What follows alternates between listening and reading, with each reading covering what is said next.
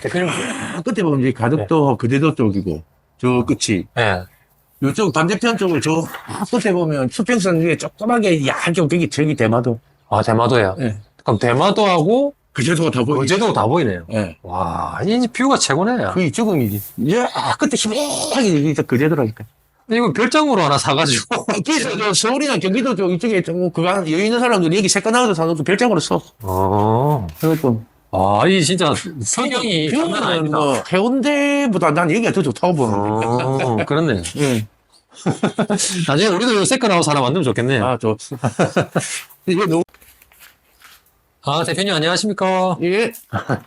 오늘 우리 시청자분들이 욕실 인테리어에 대해서 궁금하신 점이 되게 많으시더라고요. 그래서 이제 제가 이제 여쭤볼 때가 대표님밖에 없어서 오늘 대표님한테 좀 여쭤보겠습니다. 예. 아, 제일 많이 궁금해 하시는 게 욕실 인테리어 할 때 욕조를 넣을지 샤워부스를 넣을지 고민하는 분들 많으시더라고요. 대표님은 어떤 걸 추천하시고 그 이유에 대해서 좀 말씀해 주시겠어요? 욕조를 써야 되는 집은 반신욕을 좋아하든지 네네. 아니면 아기가 있는지 네네. 뭐 나이 좀 드신 분들 반신욕 좋아하는 분들 아니면 뭐 나이가 젊으신 분들 반신욕을 좋아하시는 분들은 네네. 욕조를 놔야 되는 게 맞고 네네네. 예. 그 외에는 요즘 추세는 그렇게 놓는 많이 안 놓는 추세긴 해요. 아, 있는 것도 없애긴 하는데 네네.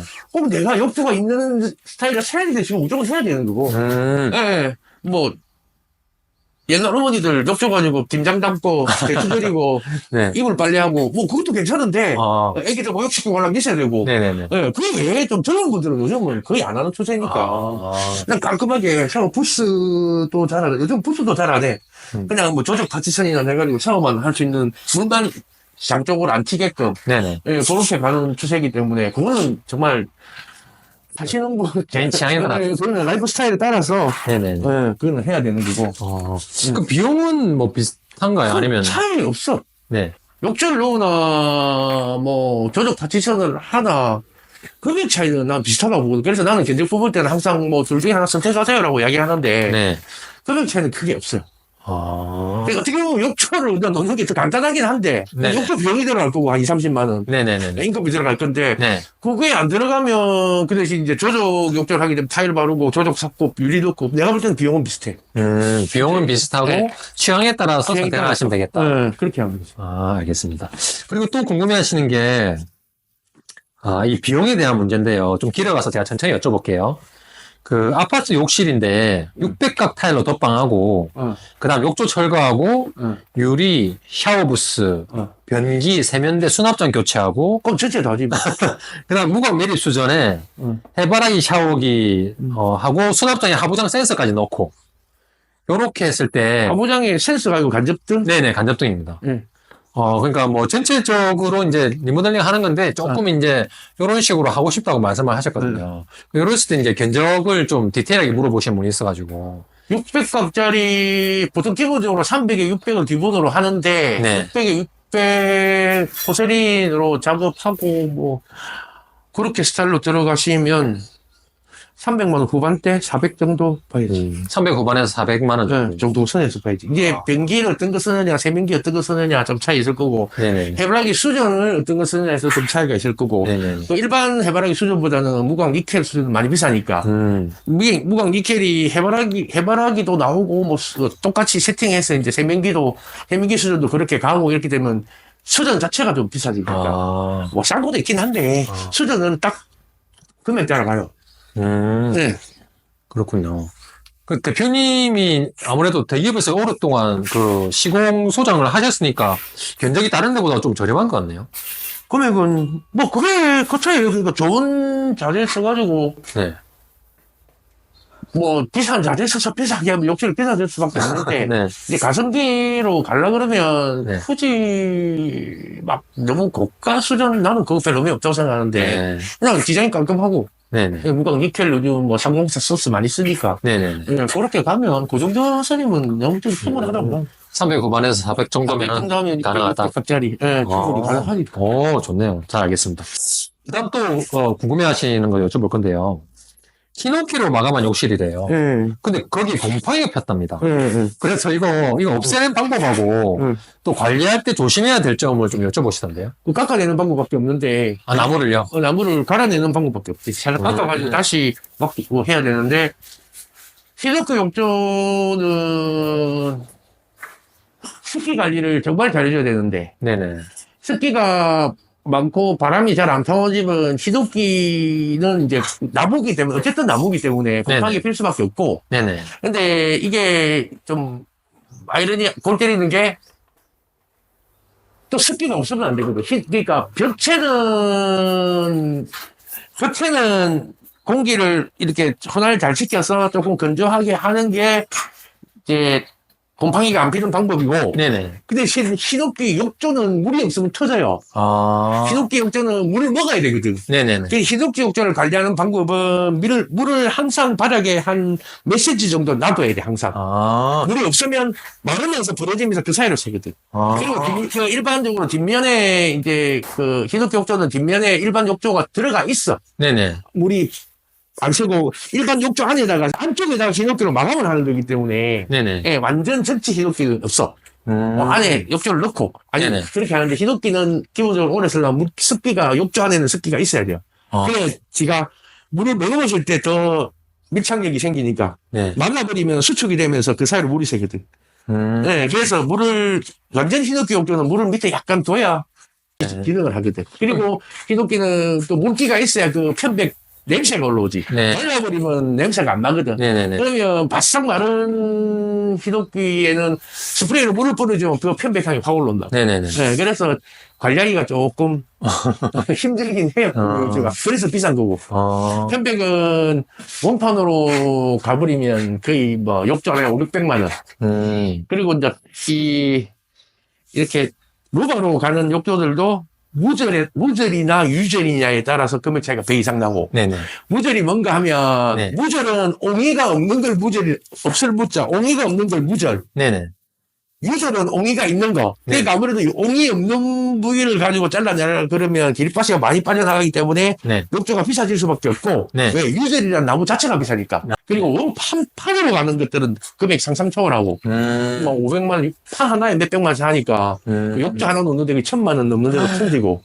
그러니까 그거를 선택을 잘해야 돼요. 네. 예, 히노키는 쉽게 다가갈 수도 있는데 알고 보면 굉장히 비싸지니까. 예. 그걸 하긴 어떻게 하는데. 기획을 하느냐에 따라서 또 가격이 천차만별이에요. 아, 천차만별. 그러니까 욕조를 우리 그때 그제리 현대아파트 공사할 때는 거기는 이제 완전히 네. 히노키 욕조에다가 벽 천장까지 전부 히노키로 갔으니까. 네네. 그런 집도 있고. 예, 그 사모님이 이제 아토피 때문에 무조건 해달라 그래서 하긴 했는데. 네네네. 예. 그때는 유절로 해서 이제 욕조 놓고 전체 다 바닥 빼고 전부 히노키로 네. 마감했고. 네, 그런 경우도 있고. 많이 비싸요, 근데. 일반 거하고는 좀 틀려. 그래, 히노키로 마감한 벽체랑 욕조랑 관리 방법이 다르네요. 그래서 이게 기본적으로 습기를 잘 빼내줘야 되는 부분이긴 한데, 네네. 욕조 바닥은 어느 정도 좀 습기가 있어야지 기능을 하니까. 네네네. 예. 잘 알겠습니다. 환기를 잘 시키면서 욕조 밑에 물을 조금 둔다고 생각하시면 돼요. 알겠습니다. 일단 관리하는데 조금 아, 노력이 들어가야 되겠다. 아, 그는 비싸고, 나무가 비싸고 좋긴 한데, 네. 관리하기가 힘들죠. 뭐, 마구도 마찬가지고, 무조건 원목 생나무가 들어간다는 거는 정말 신경을 많이 써요. 조금만 잘못하면 곰팡이 피고, 조금만 잘못하면 터지고, 말라 비틀어지고, 그러니까 적당히 안 말라 비틀어진 정도만큼씩. 그런 장난침이. 적당히가 제일 문제인데. 알겠습니다. 또 여쭤볼 게, 안방 욕실에 세면대하고 변기만 들어가는 좁은 공간인데, 네.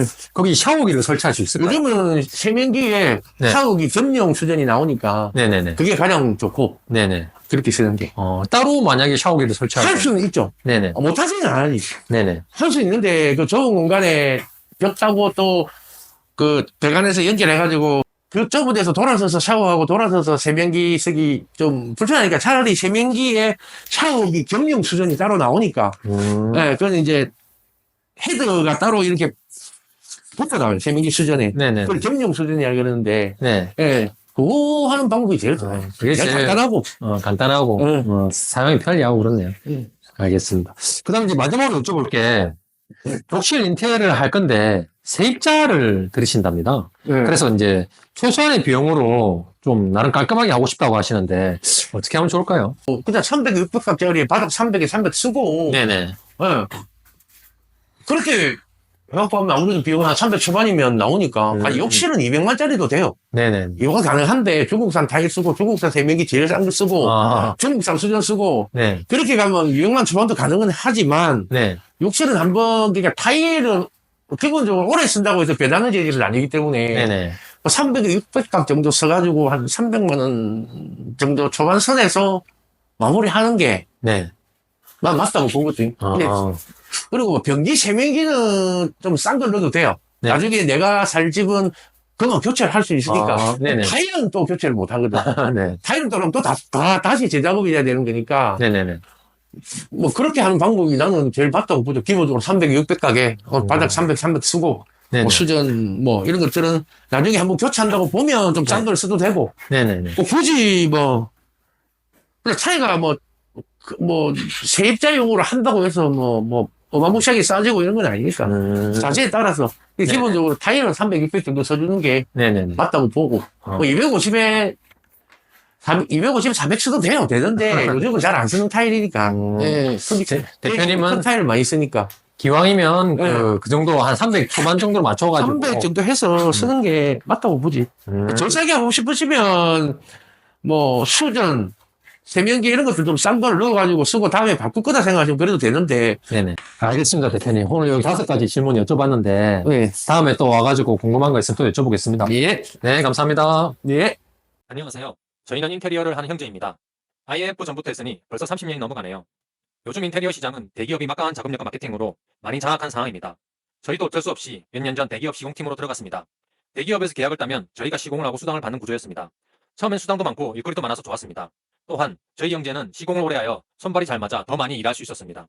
그런데 갈수록 수당이 줄어들더니 절반으로 떨어지더군요.